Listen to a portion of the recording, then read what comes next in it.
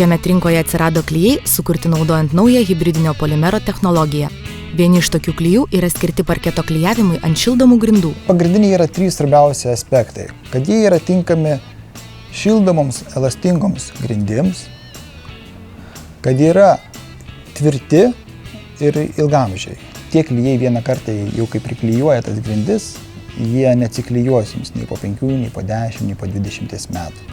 Jie priklijuoja taip tvirtai, kad 1 kvadratinis metras atlaiko 7 tonas.